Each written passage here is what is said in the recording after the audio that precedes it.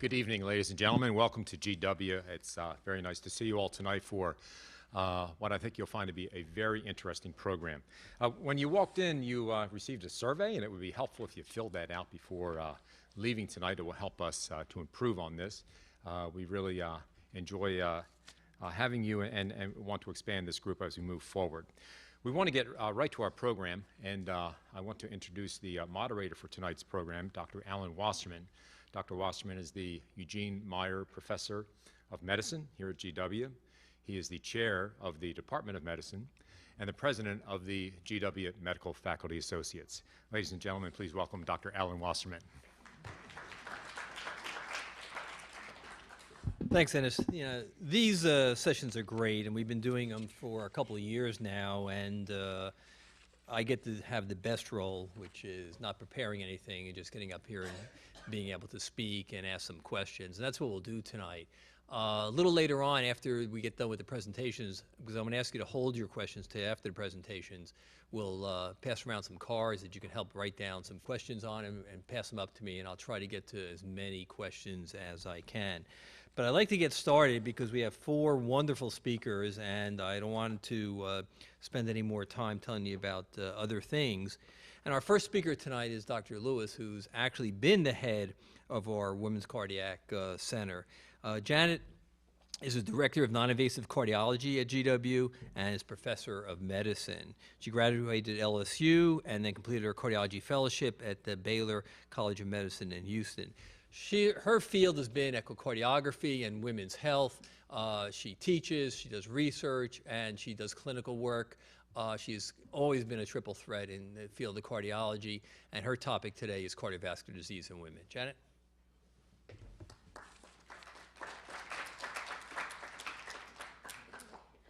Thank you, Dr. Wasserman. It sounds like I should have a raise, though, seriously. Very good. Okay. Thank you very much for coming out in the middle of the week to participate in this program with you. And we've been told to try to adhere. Initially, they told us 5 minutes, and I said I can't even say my name in 5 minutes. But so I just want to just give you a broad overview of what is a really important issue, and that's cardiovascular disease in women. So here are a few facts. Cardiovascular disease is the leading cause of death in women in the United States. It kills more women than the next 16 causes of death combined. 54% of women identify cardiovascular disease as the leading cause of death. That's a huge improvement when this survey was initially done, when it was about a third of women. Importantly, minority women fall way below this. Still only about a third of minority women identify cardiovascular disease as a major cause of death. This graph just kind of gives you an overall picture of where this stands. You look at the deaths in thousands of people for men and for women, and you see that actually cardiovascular disease total numbers the prevalence has exceeded that of men, which is a little known fact. And you also look at what women are particularly afraid of, which is breast cancer, which is what most women identify as the biggest potential threat to their lives. And actually, there are several times more women that die of heart disease or cardiovascular disease as breast cancer, although obviously all of these are very important things. Last year, or at last count, more than 400,000 women died of heart disease, more than cancer, more than respiratory disease, more than accidents, etc. Now, we've done a great job in cardiology, and we'd like to pat ourselves on the back to say that it was all us, but in fact, it's been a number of things, and importantly, a lot of public education, so that the overall risk of mortality rates is actually declining for both men and women, which is great. But when you look at younger women, that 35 to 55 age group, there's a little bit of a disturbing trend that the mortality rates seem to be rising in those women. And I'd also point out that hypertension, which is a cardiovascular disease, is present in about 60 million people in the United States, and has the African American population, the African American women, have some of the highest prevalence in the world. A few more facts, you can read those as well as I can. Women are less likely to undergo diagnostic procedures. Although the in-hospital death rates after a heart attack are comparable to men, the likelihood of a woman dying in the first year after a heart attack is greater, and some of the symptoms may differ. So I just put those symptoms up because we did such a good job with getting the news out that these symptoms might be different in women. I think we are losing sight of the fact that still the most common symptom is pain or pressure in the chest. But women tend to have some of these other problems as well, which should not be ignored. I always like to tell this story. So if you take two people, and one is a 50-year-old man on the hill at his desk. If he starts having pain on his chest, he is zipping into GW, pronto, right? And what will women do? They'll do what I did the other day. I was telling Dr. Katz, you take Tums. You take Tums, you see what you have to do later in the day, and then, eventually when you pass out, then, somebody brings you in. So we want that to go away. I put this up. I am not an interventional doctor, but this is just to give you just a picture of what we're talking about with coronary artery disease. The heart, of course, has blood vessels, and you can see this blood vessel, and you see it looks a little ratty in areas like right here and right here. And when the blood vessel blocks off, that is what causes a heart attack. Now, if you're that 50-something-year-old guy who knows that he's at risk and you rush into the hospital, then our very expert interventional doctors, and we have some wonderful ones, can go in, they can put a stent in, they can reserve blood flow to the heart, and the outcome is very good. But if you're sitting at the desk and you're eating your Tums and you do not come into the hospital, the outcome is not so good.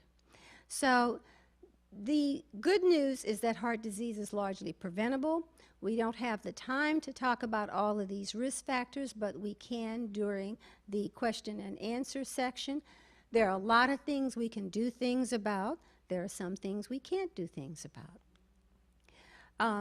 One of the things that we can do, and we're very proud to have the GW Women's Heart Center at this big academic facility, we have a lot of physicians with a real depth of experience and expertise in the care of women with heart disease. And we have everything from non-invasive to interventional people to electrophysiologists, people who do pacemakers. And Dr. Tracy was at one of these sessions earlier. We also have a really excellent nurse practitioner who gives some personalized risk assessment to women who are either at risk or who have heart disease and provides consultation there. And tonight you'll hear from our dietitian, who we're very happy has joined our group, because as you all know, that's a very important part of both preventing heart disease as well as treating heart disease. Because we are an academic center, we not only provide a very important clinical service, but we provide education both to the lay public as well as to our trainees and medical students. We're very involved in research in heart disease in women. And we also link with multiple community organizations to reach out to get the word out regarding how to prevent heart disease, how to treat heart disease, and to try to continue to reduce the overall impact of cardiovascular disease on mortality in women. So with that, I'm going to stop, and thank you.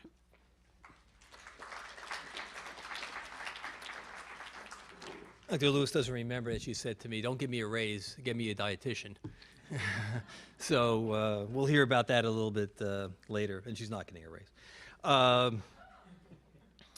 Dr. Neville, who's standing right here, is professor of surgery and chief of the division of vascular surgery at GW, and he's also the co-director with Dr. Katz of the GW Heart and Vascular Institute.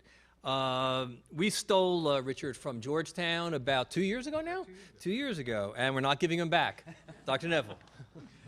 Well, thank you very much, Alan. Well, thank you very much, and it's a real pleasure to be here this evening, and it's nice to see so many people come out to hear about our lectures. I'm going to be a little bit different and change gears just a little bit. I don't deal with that beating thing in the chest. I deal with the arteries and the rest of the body. And so it's going to be a little different than what you've heard from Dr. Lewis, but in some ways very much the same. And I'm often very jealous of my colleagues in cardiology because they've done a fabulous job in terms of awareness and getting people to know about heart disease and know about blockages in their coronary arteries. We've done a woefully inadequate job in the treatment of vascular disease as vascular physicians to educate the public in the same way. So there's a new initiative that's been started a couple of years ago to raise awareness about PAD, so that we can just come close to what the cardiology community has done in improving health for cardiac disease. What is PAD? Well, PAD is blockages in your arteries outside of the heart. It also includes aneurysms, which we won't talk too much about tonight. But these blockages can cause stroke if it occurs in your neck arteries, or it can cause you to lose a leg or have an amputation if it occurs in your leg arteries. So this is the enemy. These blockages in your artery, that's a black plaque that I actually took out of a person's neck that would have caused a stroke. That's in the carotid artery. And this is atherosclerosis. It's the same thing that happens in the heart. We're treating basically the same disease process, but it presents in a very different way and it has very different implications. It's different in women than in men. And you know, for many, many years in the vascular community, all our studies and all our trials had to do with men. And we've now recently come to our senses and realized that vascular disease in women is different. The disease is actually different. The plaque is different. And how they present is different.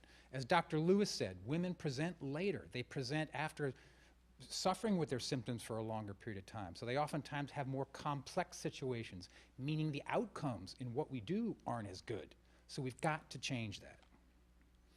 So again, it's a very prevalent condition, just like coronary artery disease. After you reach the age of 70, 1/3 of people will have significant peripheral arterial disease. And this is equal in women and in men.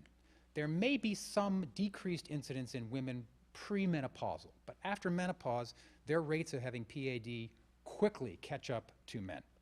And without the proper treatment and diagnosis, many people will not survive 5 years.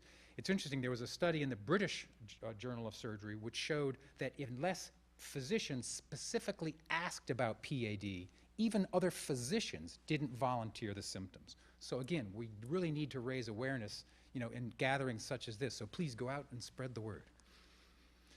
Again, as Dr. Lewis said, you know, with PAD, if you have symptomatic PAD, your chances of surviving 5 years are very comparable to some other very well-known disease entities. So this is something that can affect your mortality as well as your overall health. Now, you may not die from your PAD. You may have a heart attack or a stroke, even if you first show up with blockages in your legs.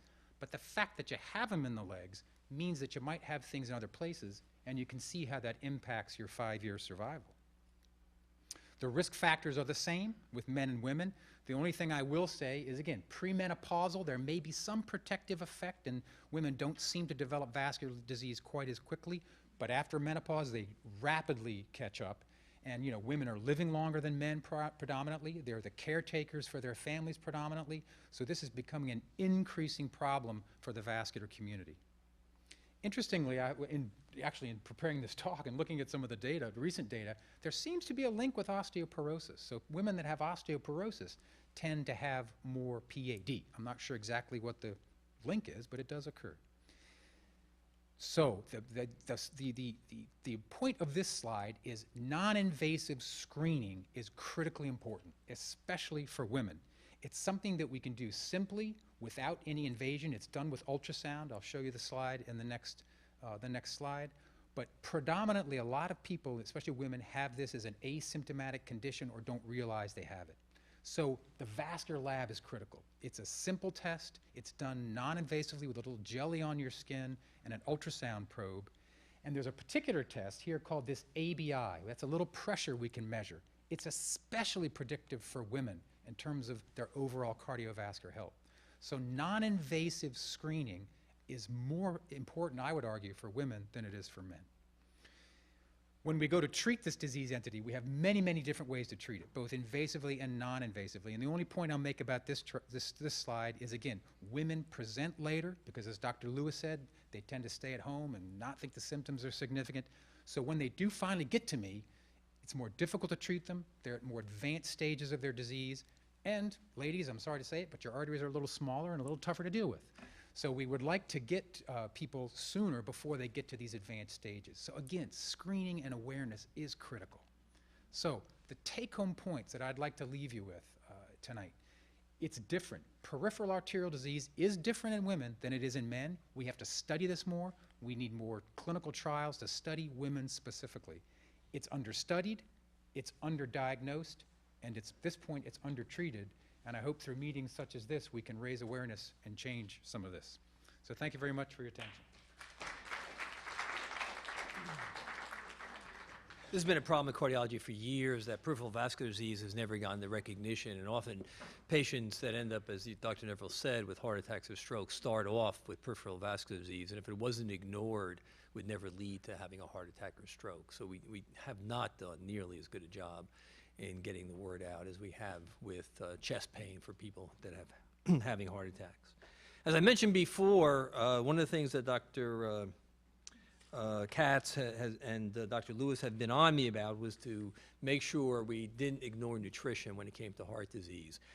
And I'm glad to say that our newest person that's been with us on the team in cardiology is Kelly Metzger, who is our dietitian and is a registered dietitian for the GW Women's Heart Center at the GW Heart and Vascular Institute. She's been a registered dietitian for 19 years and a certified diabetes educator, and also certified in adult weight management, and a major addition to our program in nutrition and its effect on heart disease. Kelly?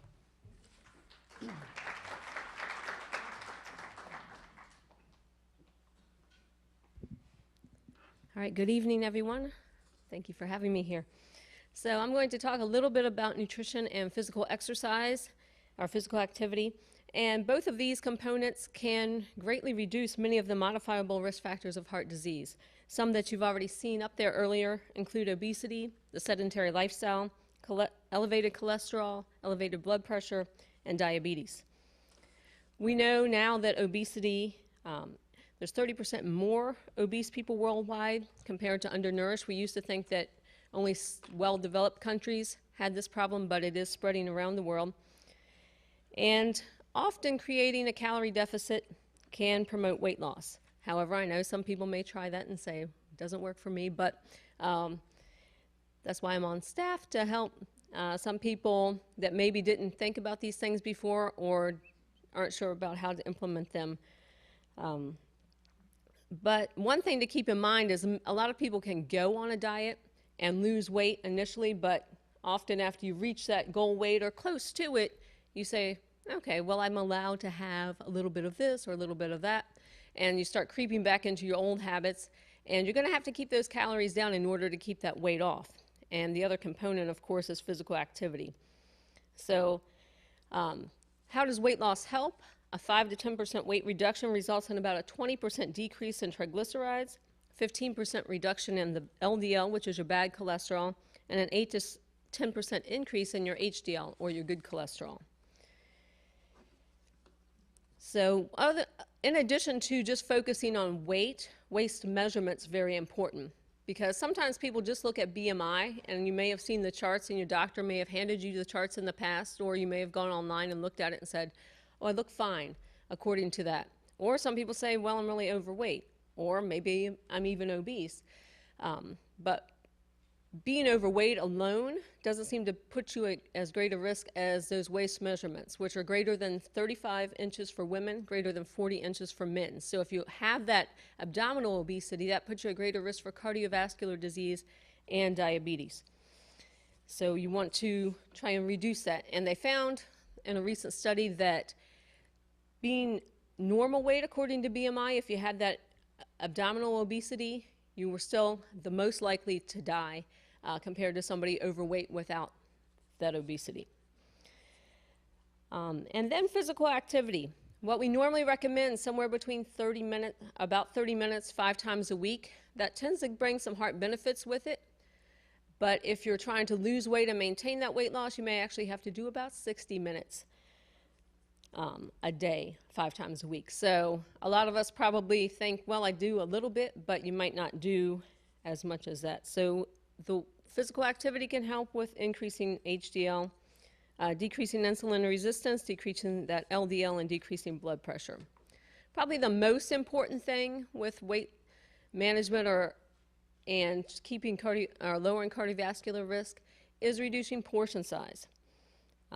In the past, we've recommended low-fat diets, and those do work. Of course, with the recent publication in the New England Journal of Medicine, we know that the Mediterranean diet tends to top the other ones, and we do plan to get out there with a lot of information about that in the next couple months, so be looking for that.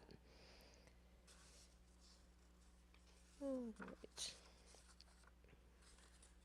And again, I'm happy to be on board, and we'll be starting up classes and individual appointments. So hopefully getting the message out to many people that have previously come and seen their doctor or nurse practitioner, but could benefit from some more individual counseling or closer work with nutrition and physical activity. Thank you. Thanks, Kelly. And our fourth presenter now is Dr. Richard Katz, who's the director of the Division of Cardiology. And Dick has been chief of cardiology since '97. He's also the Blodorn Professor of Cardiology and the Professor of Medicine and the co-director of the GW Heart and Vascular Institute with Richard. Dick has been bringing technology to the forefront in cardiovascular disease and other areas, hypertension and diabetes, and he's going to speak to us today on technology in cardiovascular health and mobile medical applications. Dick?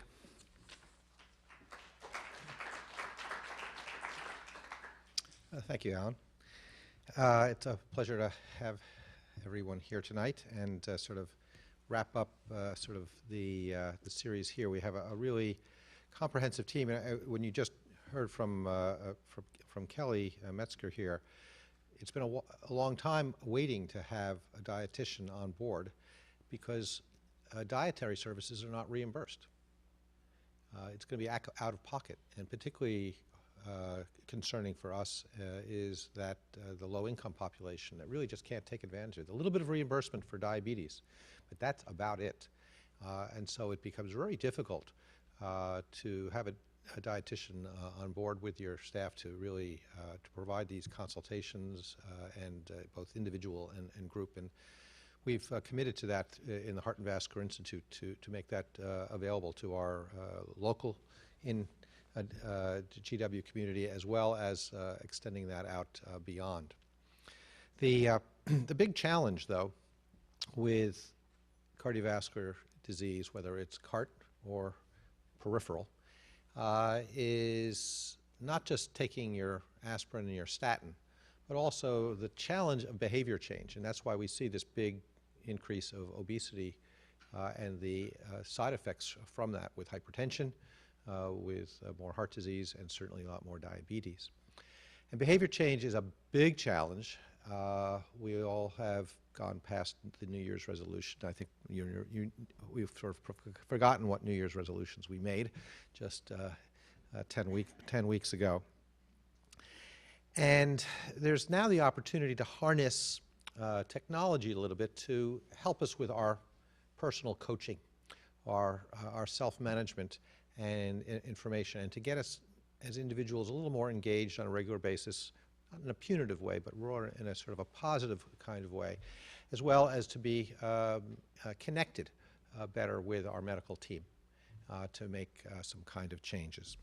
And so one of the big changes now is having the cell phone, or sometimes called the MyPhone here, which now is really a handheld computer. It's just not in fact, the phone quality is probably pretty lousy, but the rest of the components of it, you're dealing with a handheld computer. And as you know, with the younger generation, they usually put the phone under their pillow at night. They have an average of 145 text messages that they do per day.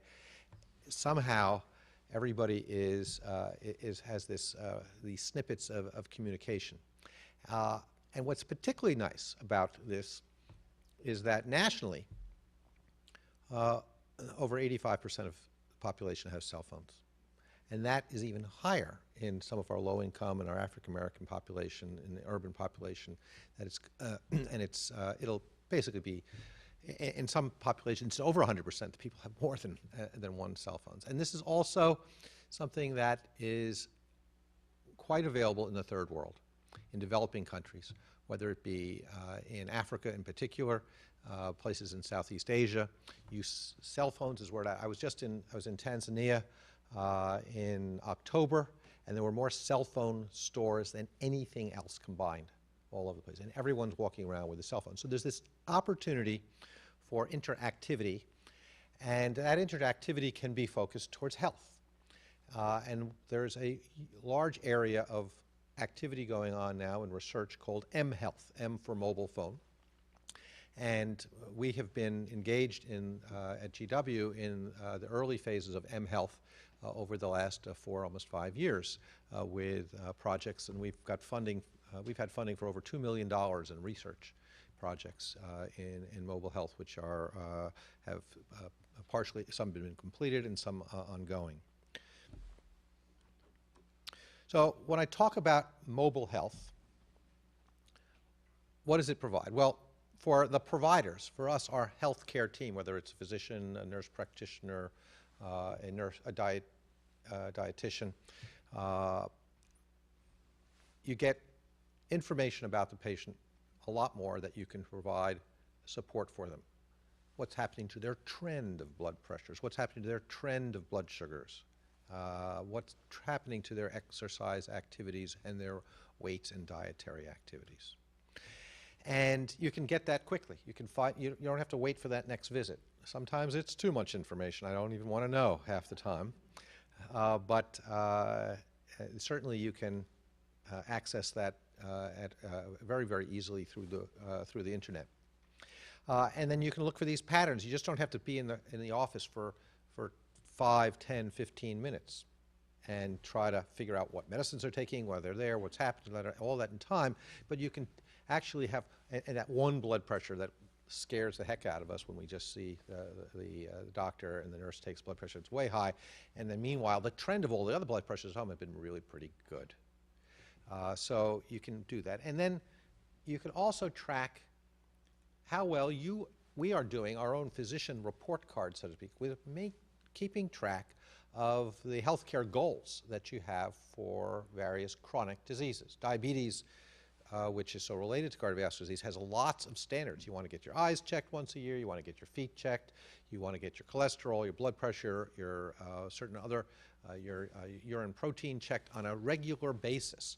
And we're going to get graded on that, and we should be, because we really want to have performance. We want to have prevention for patients. And so we can see updated what the status is of each of these standard of care little issues. For the patients, many of them just really love it. They're really into it, and they can improve their adherence to taking their medications. It can be a simple reminder system. We give them reinforcement. They get feedback through the cell phone app. And there's lots of educational opportunities to send little snippets of information out to patients throughout the months to just try to keep them engaged and learning more about their disease and having more confidence about things in self-management. And of course, reminders of things. Hold this up to do that.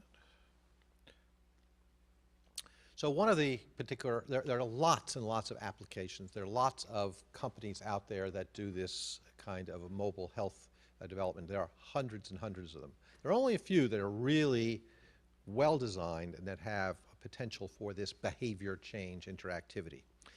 Sensei is one company that I work with in some of my research projects, and they have, that was developed by a cardiologist who was a former resident from GW, who's down in Florida, and he and I have been working on projects, and there is this personal coach that they have developed. And there are all kinds of different modules that you can decide whether you want to use or not use, and how frequently you want to use them. Has to do with, a lot to do with your quality of life and your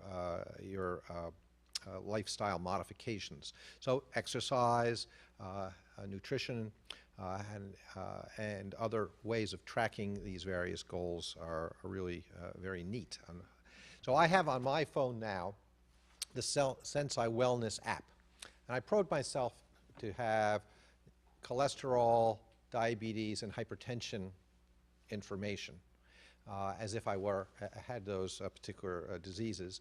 And the wellness app pops up here, and as you can see here, and this on this particular phone here, this is tracking several things. Now you have to input this information. Some can be done automatically because there are things called Bluetooth where you can have a blood pressure monitor, you can have a scale, you can have a blood sugar monitor, or you can have a pedometer for walking, and that can all automatically enter, or you can put it in yourself of what your number of your exercise steps, your blood pressure at that time, your blood sugar, and your weight. So that can be tracked, and then basically it can give you feedback of what trends you're having, whether you're in range, what your goals are, and that all can be monitored in the internet by case managers, and the healthcare team can use that from time to time, or they can even just bring it in when you're seen in the office. We have one big project where we have built an interface between one of these mobile health apps, and it's now in our electronic medical record. It's bidirectional, so anything new that happens, like a new medication or a new blood test for your cholesterol, appears in the cell phone, and anything that new happens in the cell phone, new blood sugar, new blood pressure, pops up in the electronic health record.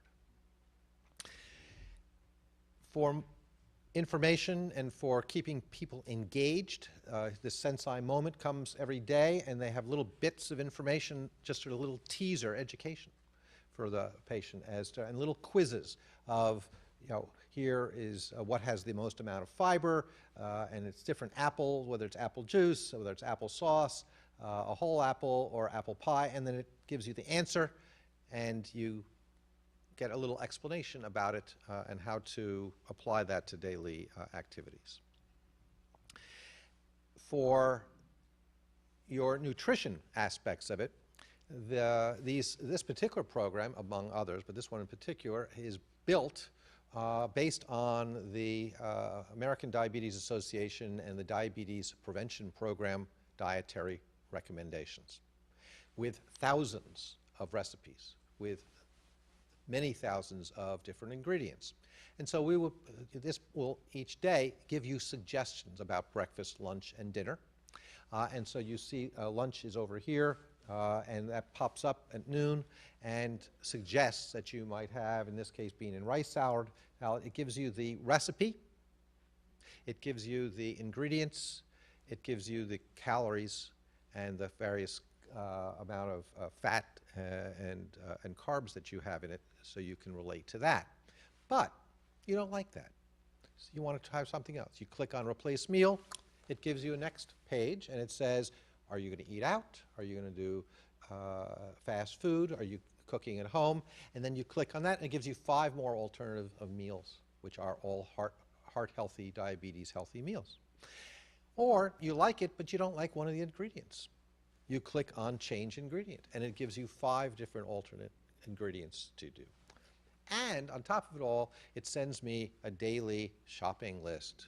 And so you can print that out, and you can take that with you, or you can have it on your phone to try to do this. So here you've got a lot more information, and you've got your mobile coach, and you can take that with you all day long. Then you still have to bribe people. Behavior change has a lot to do with bribery.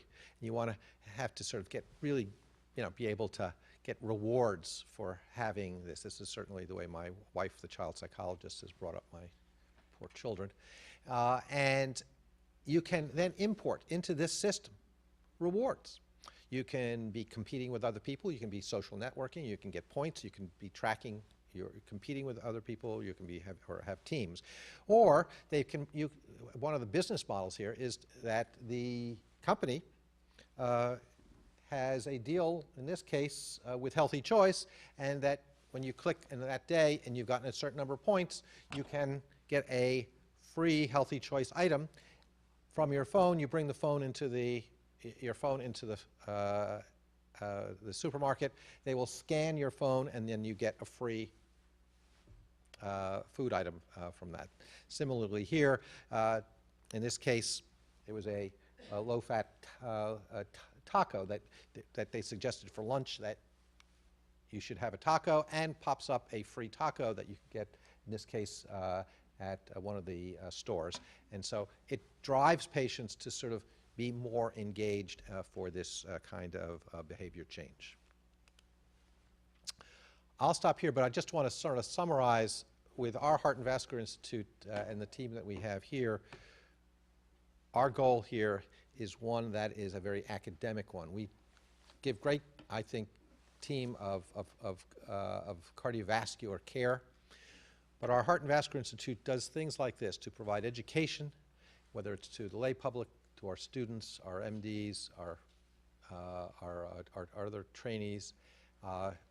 We've provided over $500,000 in research funds in projects related to basic science and clinical programs, and we have lots of community outreach with missions to Honduras, donating things. We've put many of the defibrillators around this city, and so the goal here is to keep our academic mission at GW alive and growing beyond just our what I hope is really high quality patient care. So, Alan, back to you.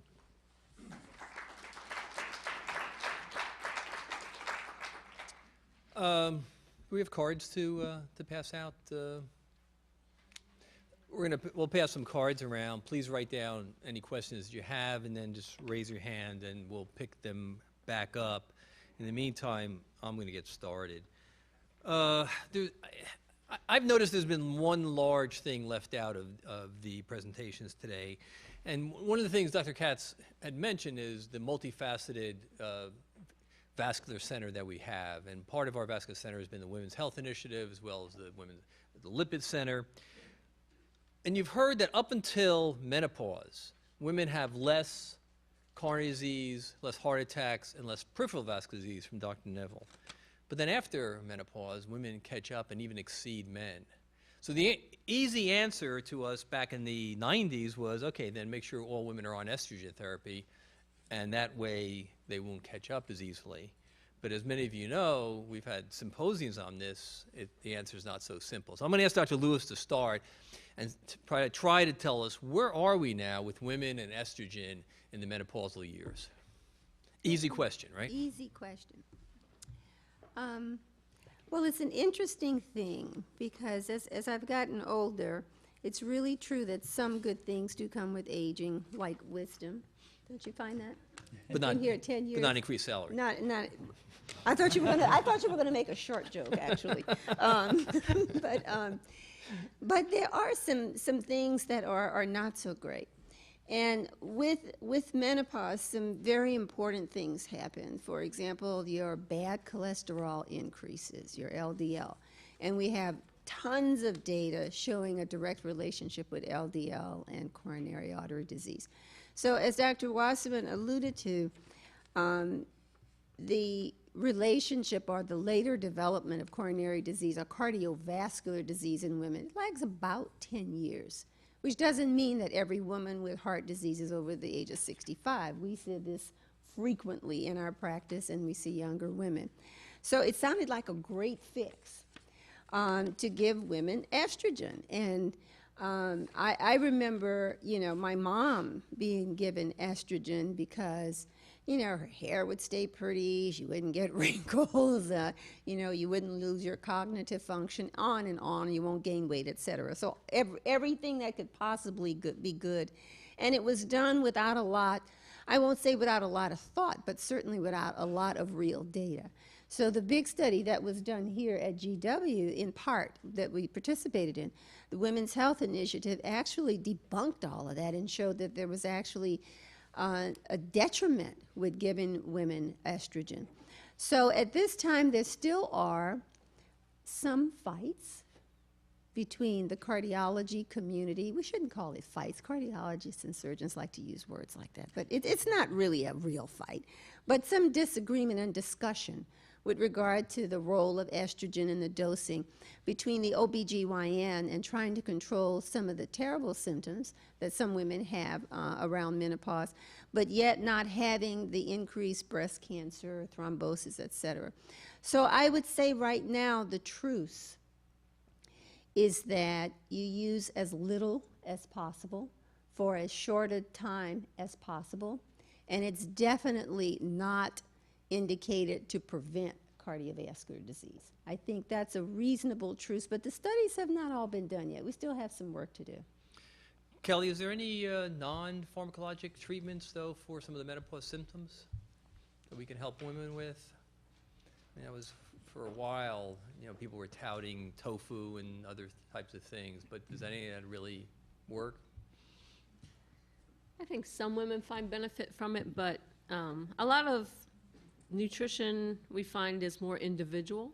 So it kind of depends on how you respond, and then other risk factors, because if you are at risk for breast cancer or something else, we may not want to give you the plant estrogens either. So that would require kind of meeting one-on-one to look at you as a person and your other risk factors before we just say, oh, everybody should substitute with this instead of the pills.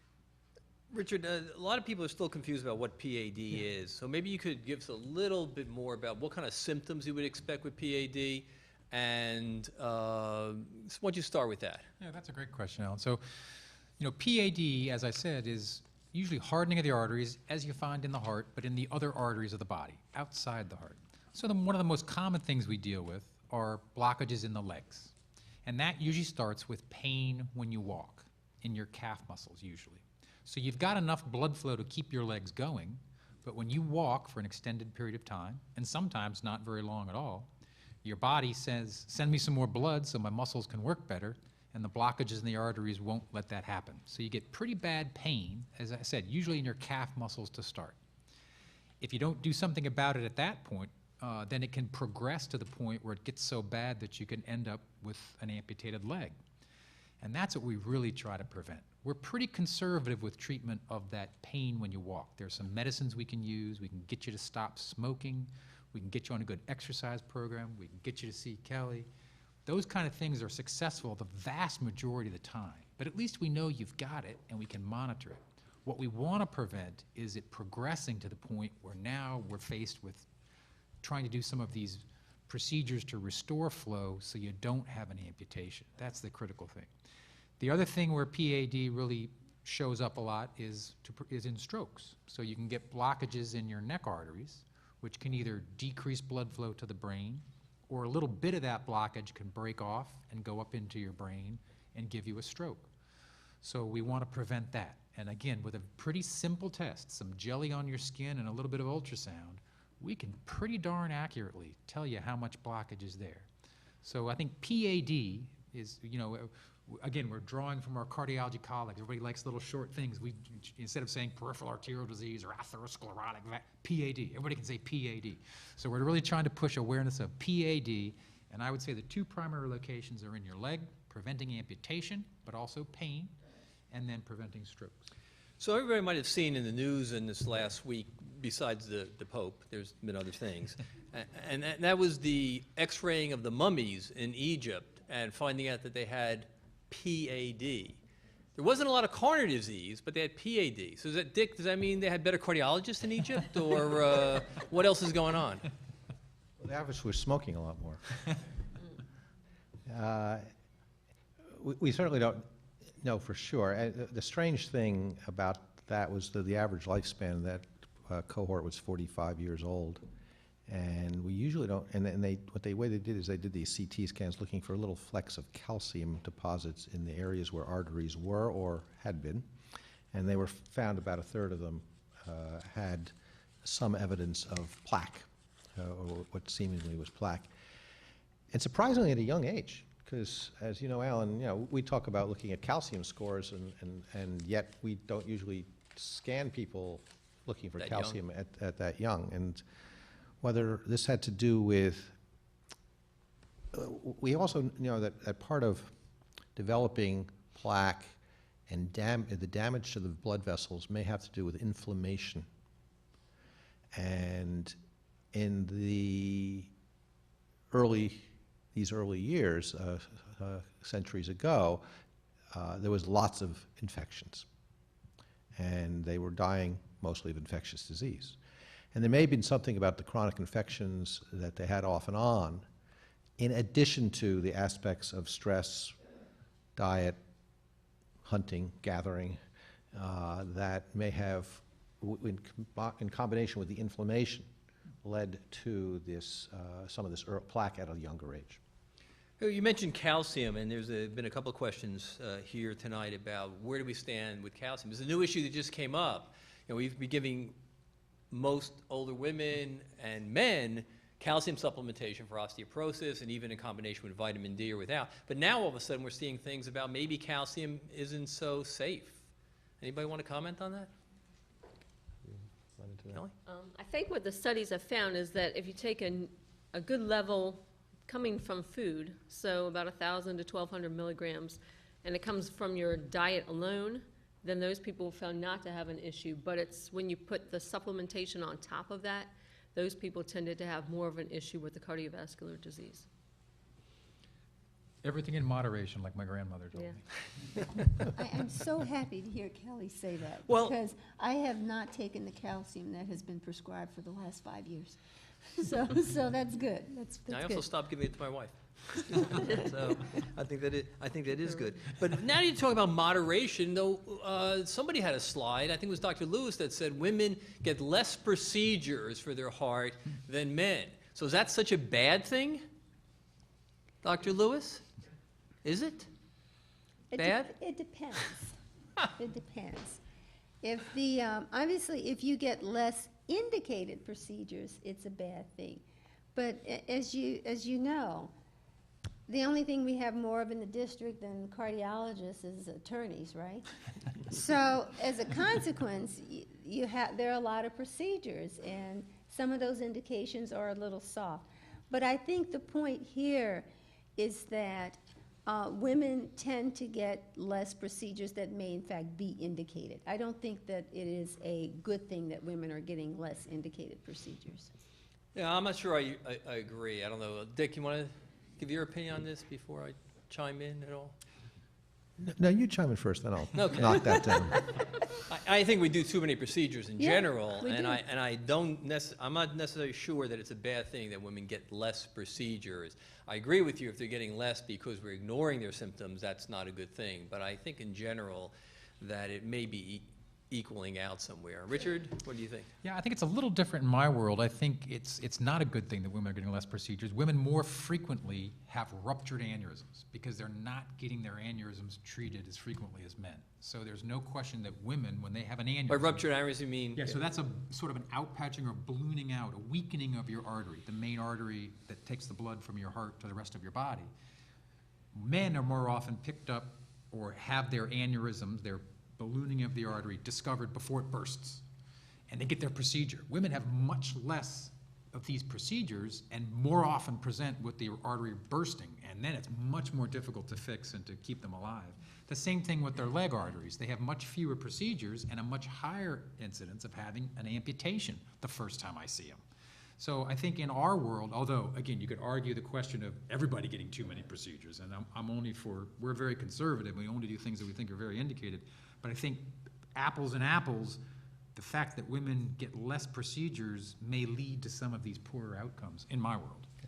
And also, a procedure may be one that highlights prevention. So there may be a diagnostic procedure, which doesn't necessarily need to an invasive procedure, but rather to one's being more aware of risk and of lifestyle modifications or appropriate prevention medications and the combination thereof. Okay. Kelly, when I think of Mediterranean diet, I think of basically olive oil and nuts, and that doesn't sound like a great way to go around, with life.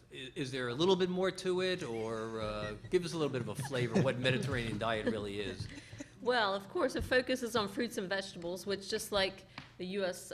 My Plate, half of the plate is supposed to be fruits and vegetables. So if you focus on that, having at least one at each meal and preferably more, then that's a good basis for it. Limited meat, but you can have more of the fatty fish, the omega-3 containing fish such as salmon, tuna, and then some poultry in there. But again, smaller portions. If you like nuts, of course, you can have that for a snack. And then the olive oil in there as well. And the red wine, right? And You the have red to have- you wine, have to have the yes, count. you can have up to a glass a day. Well, actually more, 1 glass a day for women, up to 2 for men. Dick, does it have to be red? Red wine apparently is preferable because there are two components. So you don't have any meat, but you have to have the red wine, huh? It's a great diet. Alcohol in general raises your good cholesterol to HDL. Whether that makes a difference is yet to be sort of determined.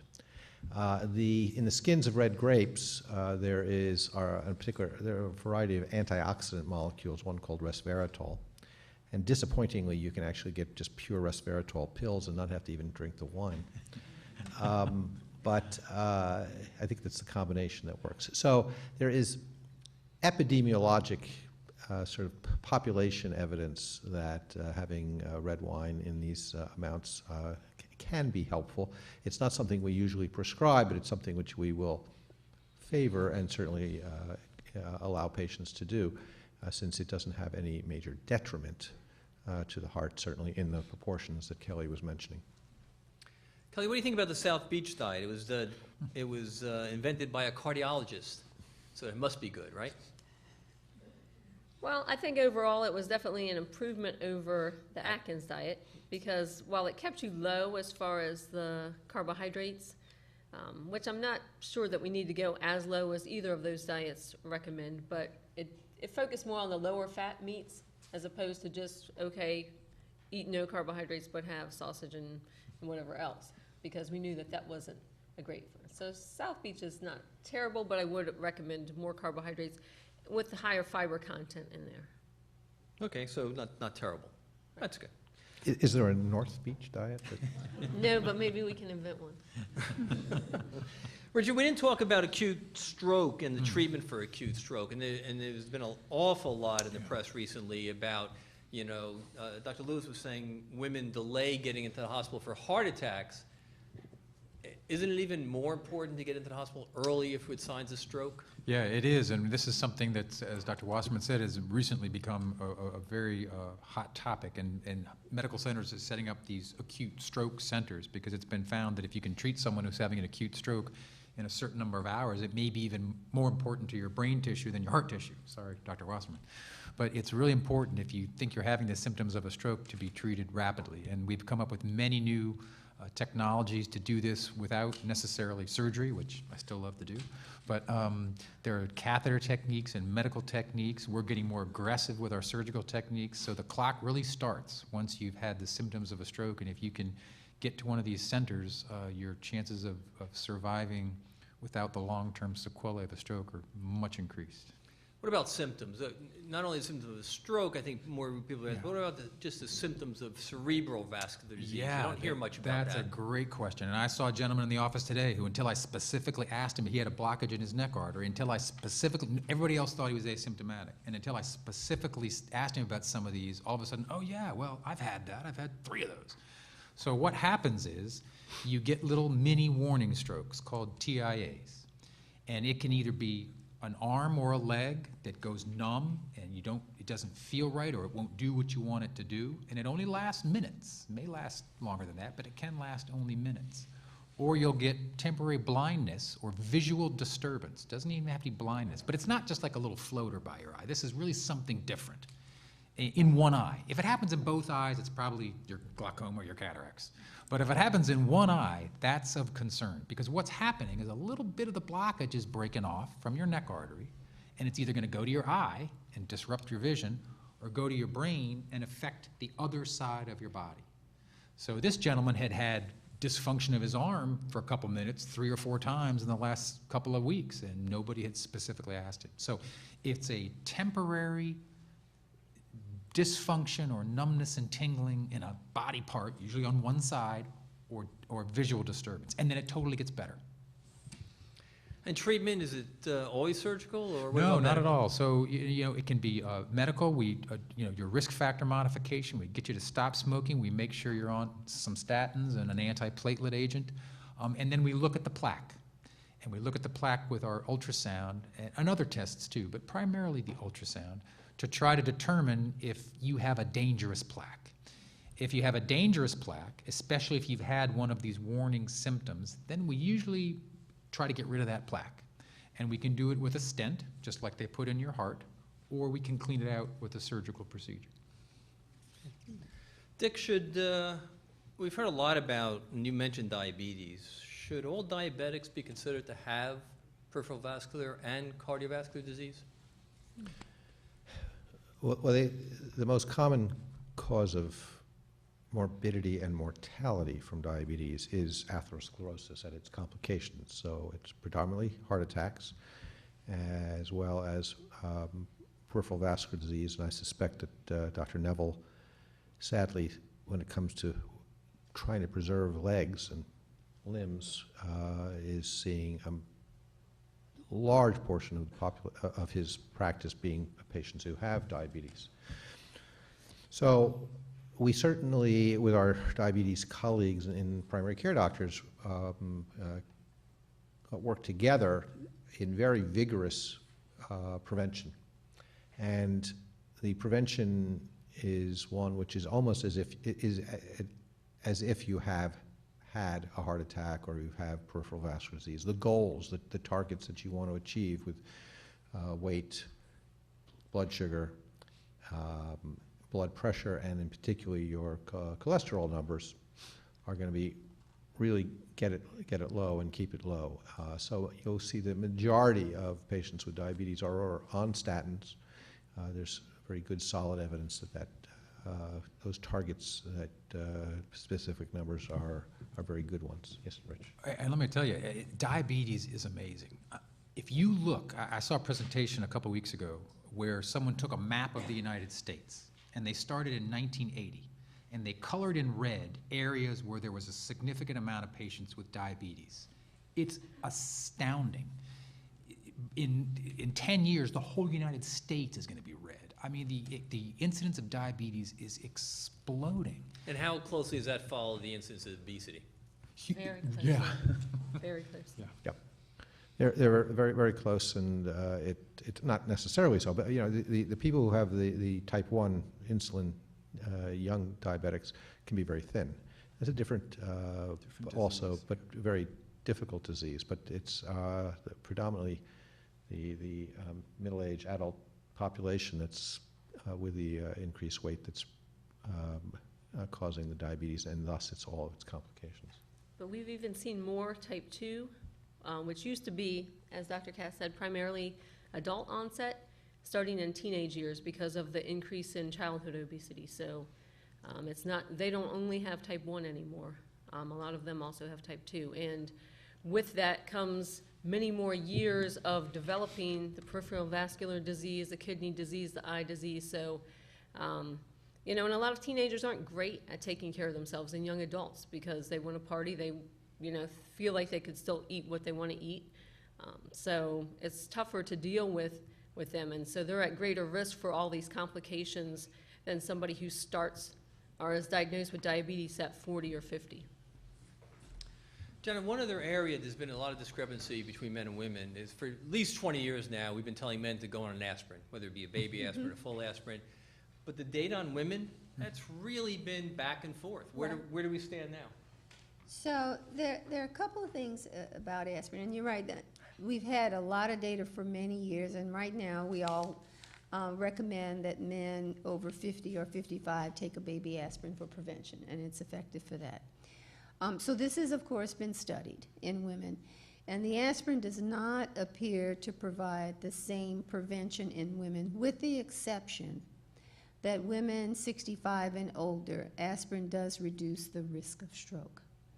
And so you said, well, what's the harm? I mean, what's the problem if I take it anyway, just in case? I might be that small percentage. Because when you do these studies A study looks at groups of people, and any therapy that you give, be it aspirin, be it statin, it's not like penicillin and pneumonia.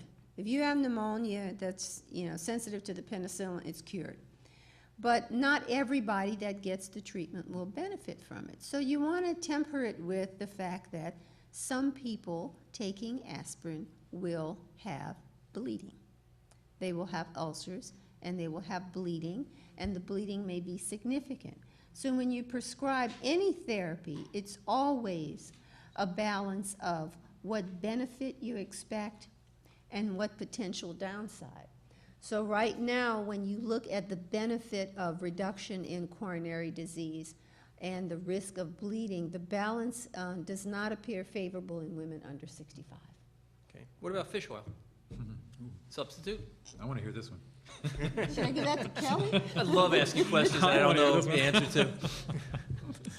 I don't know. The fish oil, of course, seems to help with the triglycerides, which is not as strong a risk factor for coronary disease.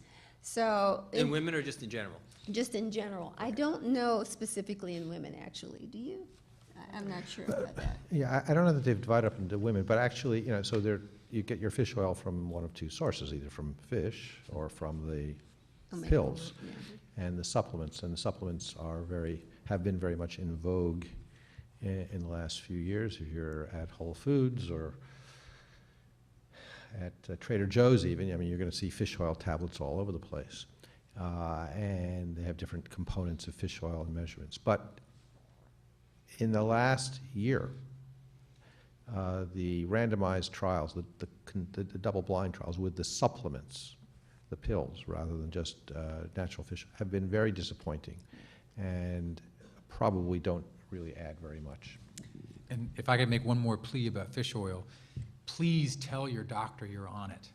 We've had several patients that have had more bleeding than we thought they should have during an operation, and it turns out when you ask them, they're on fish oil. They don't think it's a medicine. They don't tell you they're on it. So we looked into it, and there's actually an investigator down at Duke that's looking into this, and we're actually putting together a study to look at this, and she thinks she knows why and is investigating the pathway to that. But there's no question about it. People on fish oil bleed more when I do something to you. So if you're going to come see me, tell me you're on the fish oil. Well, that's, when fish oil was first recognized as a potential advantage in treatment, it was recognized in Eskimos, and Eskimos who have a lot more of fish in their diet have longer bleeding times. If you were to do a little nick and you were to measure the number of seconds or minutes until they stop bleeding, it's longer in Eskimos. And that was the whole origination of this being sort of like an aspirin equivalent, in addition. And so that's why you're seeing that all the time. We've known for decades that fish oil, natural, and supplements do increase bleeding slightly. And I just want to expand on what Dr. Katz was saying, because I think that's a point that we might not want to miss. It seems like every few years there's something that we should be doing: vitamin E, vitamin C, Folic acid. Folic acid, right. And people really are interested in these non-medical, these not non-medical, natural things. And one of the things that I think is important, because I'm actually an advocate of eating my omega-3s and drinking my red wine as opposed to pills. But one of the things that's important to recognize is that testimonials and anecdotes are not the same as clinical trials. And when these things have been studied in large groups, they largely go the way of the omega-3s. It doesn't mean that there might not be some benefit, but you do need to be aware. Like, I not infrequently have somebody come into the office with a bottle of something, dragon's tail. And it's like this long list of things that I've never heard of. And they say, is this okay? And there are two reasons I don't know it's okay. One, I don't know what the ingredient is. And two, those things are not FDA monitored, approved, et cetera. So you actually don't really know what's in there. So. Yeah. Well, and of course, as a dietitian, we recommend food first. And one of the reasons for it is because you can pull out an individual nutrient, such as vitamin A or vitamin C, but we think that it works better in food because it's also with a lot of other phytochemicals and interacts with other vitamins and minerals. So that's the way nature designed it, and it works better in your body. And it's true, studies show years and years that fruits and vegetables, you consume them in your diet, you're lower risk for cancer, you're lower risk for cardiovascular disease. But when you try and pull something out like beta carotene, lung cancer risk increased in smokers in Finland. So that's because it by itself cannot do what it does when it's in carrots or when it's in other foods that we consume. So you can try all the pills you want, but it's probably cheaper in the end to actually just eat the healthier food in your diet. But millions and millions and millions of people are on statins. And recently we've learned that, diabetes and statins. Dick, is that a real scare? I don't think so yet. There is a small increase in the development of abnormal blood sugars and very mild diabetes in large cohorts of patients treated with statins. My bias at this point, though, is that there's there's the balance of the good and the bad, and that for these last 20 years, statins have been so overwhelmingly good for the majority of patients for which we've been targeted, and that's both for people who already have known atherosclerosis, heart or vascular, and reducing events, and also for many selected people who need primary prevention. They've never had known vascular disease, but they may be at risk for it. And there'll be this year new guidelines on which patients should be getting statins, and they'll add that to this thought. But the benefits of the statins for the moment, particularly when you're picking the appropriate population, which happens to be a big one, is in favor of the statins for now. But there is this small little incidence of more diabetes. So Dick, if my cholesterol's okay, but my dad had a heart attack and his dad had a heart attack, should I be on a statin? My cholesterol's fine. Sorry, a little person doesn't want to know for my own name. Right. At this point, no.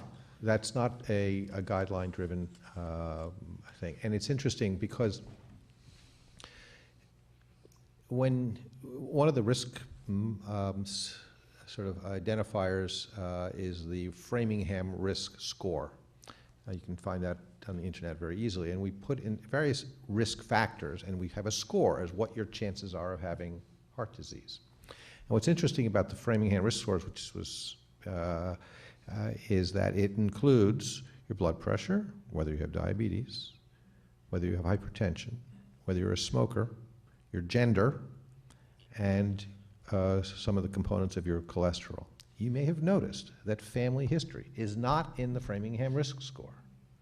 It was not an additive, and that's probably because your family history and your genetics determine your cholesterol, your blood pressure, and your tendency towards diabetes. So you may have dodged the genetic bullet by having to have a good cholesterol. So it is, by starting off with a good cholesterol, you are in good shape. Now, what defined as good is that there's a lot of gray zone in there as well. And if you talk to my wife about this, she finds that the best prevention, of course, is chocolate. Dark chocolate. I think we don't even know enough, unfortunately, because a level of cholesterol in one person with a genetic makeup of X may be harmful, Yes. and the same level in somebody else with a different genetic makeup may not be harmful. And that's the problem. This is why we use statins on so many people, is because we haven't refined yet exactly the And that's patient that big population gray that needs zone. it. So that's a big problem. Richard, here's a great question that I never would have thought of. This is why I love to get questions from the audience. And that is there any Hope I know the relationship between peripheral arterial disease, PAD, and varicose veins? Oh, that's a Isn't that very good great? question. I get Yeah, asked love this that. all the time. The short answer is no. So it's two different systems. So you get varicose veins because inside your veins are little one-way valves. The body continually amazes me. The engineering behind this thing was amazing. So there's little one-way valves, and that keeps the blood flowing up to your heart. And as we get older, and we're on our feet all the time, or we have orthopedic difficulties that make us walk a little differently, those valves can't hang in there, and they finally give way. And the blood drops the wrong way, and it causes your veins to bulge out. So it's a totally different thing. Is it also genetically related? It is genetically related. So yeah, if your mom or your dad, especially your dad, had varicose veins, you have the propensity for those little valves to not be as strong as other people. But it's not atherosclerosis. It's not related to your arteries. It doesn't give you a higher risk of heart disease. I've had people, I hate to say this, I hope nobody, I've had people come in having been to one of these vein centers. So they come in with some varicose veins, and they come to me in tears saying how the vein centers have told them they needed their varicose veins treated, at great expense, I might add, or they're going to have heart attacks and strokes, and it's just all not true. Scare tactics work sometimes. Work Ladies and gentlemen, thank you. I hope you've enjoyed tonight. I didn't get a chance, don't clap yet.